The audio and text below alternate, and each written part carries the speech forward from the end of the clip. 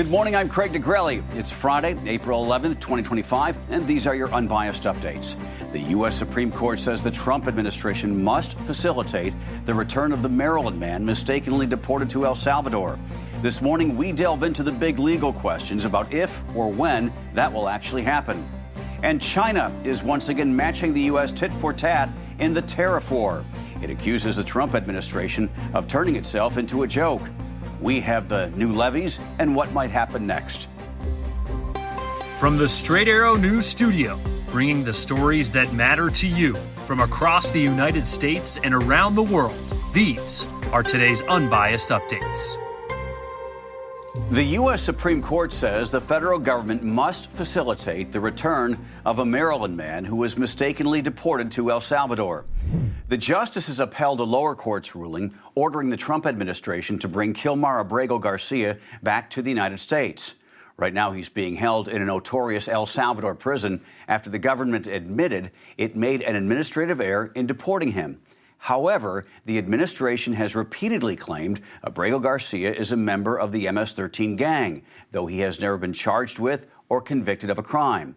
His lawyers and family insist there is no evidence he was an MS-13. The Supreme Court also told a Maryland federal district court judge to clarify the order she issued in the case, directing the Trump administration to facilitate and effectuate the return of Abrego Garcia. The justices want the lower court to clarify the term effectuate because the court may have exceeded its authority. The Supreme Court says the lower court does not have the authority to direct the executive branch in the conduct of foreign affairs. As of now, it's not clear if or when Abrego Garcia will return to the United States.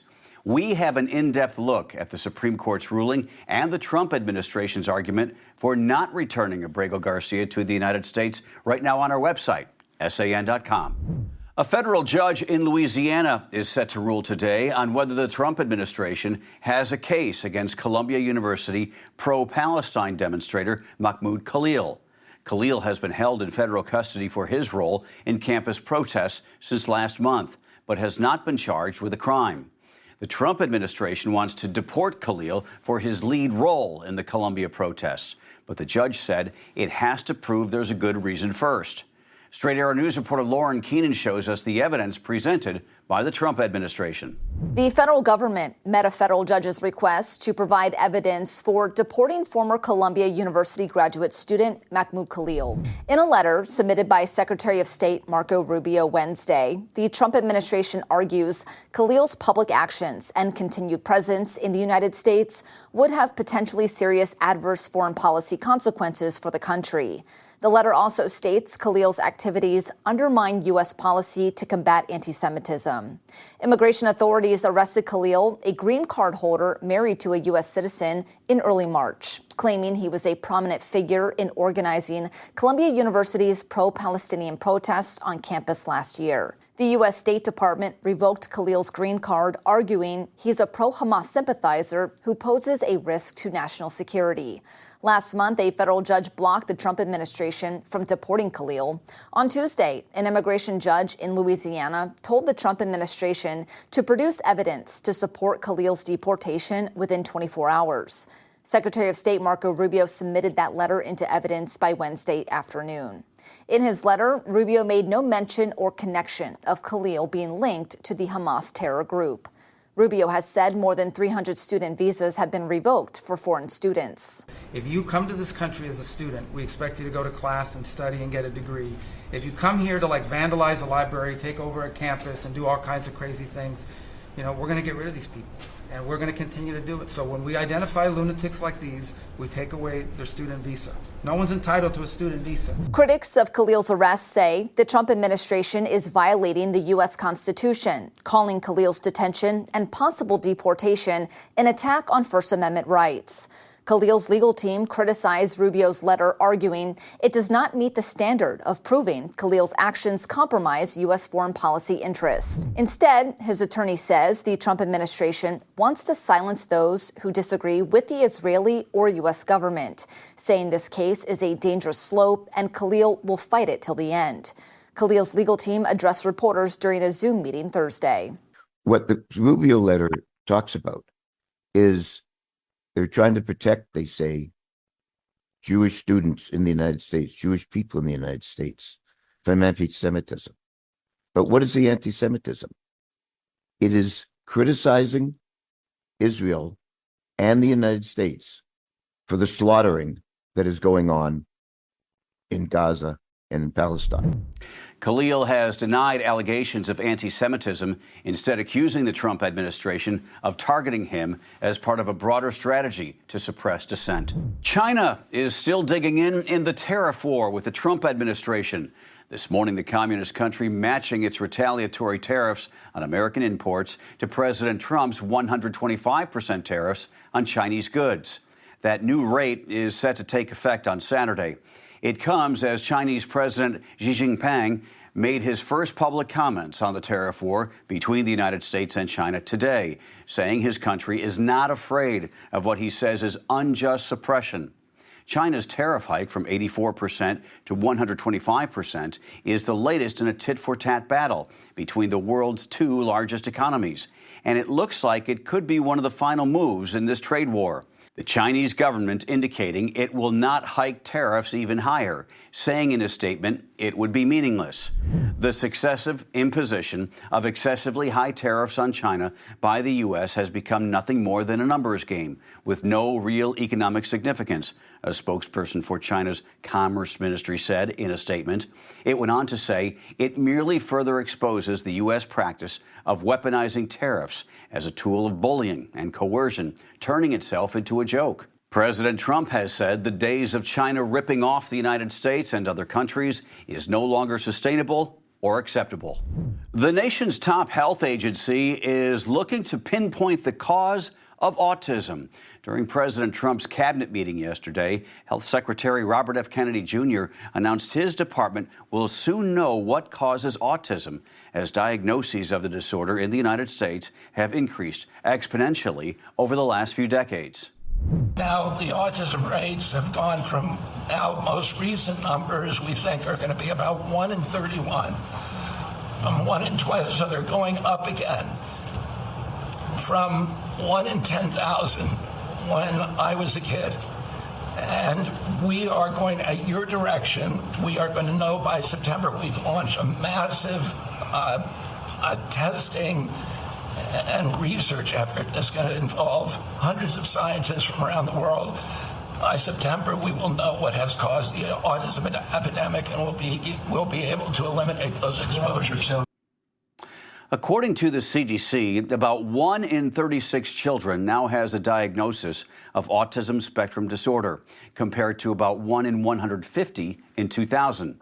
Scientists do not know exactly what causes it, but they are researching numerous environmental, genetic, and biological possibilities, including an infection or contact with chemicals in the environment, problems with brain connections, and difficulties with metabolism. Kennedy has reportedly hired David Geyer, a prominent figure in the anti-vaccine movement who has spent years attempting to tie mercury in vaccines to autism, to lead the research. In Washington, by a vote of 220 to 208, the House of Representatives has passed the Safeguard American Voter Eligibility Act, or SAVE Act. The bill requires anybody registering to vote in a federal election to present documents proving they are an American citizen. Supporters of the bill say requiring voters to show citizenship documents is necessary to protect election integrity. The current federal voter registration form requires voters to swear they are U.S. citizens. Non-citizens who lie can be punished under perjury laws. Bill sponsor Congressman Chip Roy of Texas said, quote, American elections belong to American citizens, and the public's confidence in those elections is the cornerstone of our republic. Democrats argued the bill will just make it tougher for Americans to vote, including millions of people who do not readily have proof of citizenship. The requirement to show proof of citizenship would apply to new voters, as well as existing voters who update their registrations, such as after moving or a name change. The bill now goes to the Senate, where it will likely be met by a filibuster. This morning, the investigation continues into why a sightseeing helicopter broke apart in midair yesterday afternoon in New York. The chopper plunged into the Hudson River. A family of 5 from Spain, including a husband, wife, and 3 young children, as well as the pilot, all died. Witnesses say the rotors on the helicopter somehow broke off and the Bell 206 aircraft crashed upside down into the river as people in both New York and on the New Jersey side looked on in horror, many taking video on their cell phones. The chopper is owned and operated by New York Helicopter, a tour company in New York City. This morning, various reports indicate that the victims include Augustin Escobar, a top executive for the global technology company Siemens, and his family. They had just arrived in New York from Barcelona. NYPD dive crews have recovered all 6 victims. 4 of the people were dead at the scene. 2 others died at the hospital, according to the police commissioner. Finally this morning, it's day 2 of the 2025 Masters Tournament at Augusta, Georgia. Many eyes are on the world's #1 golfer, Scottie Scheffler. He has already won 2 Masters titles in his career, one of those just last year. And if he comes out on top this year, he will become only the 4th player to win back-to-back. But right now, Scheffler is not in the lead, as there were some great scores on day 1. Straight Arrow News sports reporter Chris Francis has the highlights. On a beautiful spring day at Augusta National, the 2025 quest for the green jacket began with a ceremonial tee shot. Jack Nicklaus, Tom Watson, and Gary Player took some nice swings, but what followed was an up-and-down afternoon for most of the field, except for one player. Justin Rose reigns supreme after the first round of the Masters, shooting a 65, including 8 birdies and 1 bogey, which came on the 18th hole. The 44-year-old Rose, who won the 2013 U.S. Open, has led the Masters after the first round 5 times in his 20 starts. How does he plan to string together 3 more great days? Really try to be clear out there, really try to make sure I didn't hit a shot until I was fully committed. You know, those are kind of the things we say often, and they're pretty boring to hear, shot for shot, all these types of things. But ultimately, there is no other way of doing it. It's just how good you are at doing that in the moment, right? So, and it all comes down to execution. I know my way around this golf course. I have a great strategy around here. As does the defending champion, Scottie Scheffler, who's aiming to be the first back-to-back winner since Tiger Woods in 2002. Scheffler is just 3 shots back, along with Canadian Corey Connors and Swede Ludvig Åberg. Live golfer and 2-time major winner Bryson DeChambeau is right in the mix too. And experience counts, says Åberg, who's just in his 2nd Masters tournament. I felt like we played a very disciplined round of golf today. You know, when you execute the shots, it makes it a whole lot easier, obviously, but felt like we managed sort of the shots where we were in between clubs in the right way and didn't try to force anything laid up on a couple of par 5s where I could have probably gone for it if I was aggressive, and proud of the way that I finished. Åberg birdied 4 of the final 7 holes and is also #1 in driving accuracy after the first round. Another great story, 65-year-old Fred Couples, the 92 Masters champion, shot a 1-under 71, which included a hole-out eagle on the 14th hole from just over 190 yards out. Couples is the 2nd oldest player to break par at the Masters, only a couple months younger than Tom Watson, who did it in 2015. But it wasn't all roses and azaleas Thursday. One of the biggest favorites on the board, Rory McIlroy, was cruising through the first 4 rounds at 4 under when he chipped over the green on 15th. It went in the water, and he made double bogey. 2 holes later, another double dropped him to even par. So instead of being 3 back, he is 7 off the pace. A few other big names that will need some scorching 2nd rounds to stick around for the weekend include former champs Jon Rahm and Jordan Spieth at +3, as well as Xander Schauffele and Justin Thomas. Just absolutely love the Masters and all the tradition. I'll be riveted to the set on Sunday watching the final round. Those are your Unbiased Updates for this Friday. We'll see you back here on Monday. For all of us here at Straight Arrow News, I'm Craig DeGrelli. Have a great day.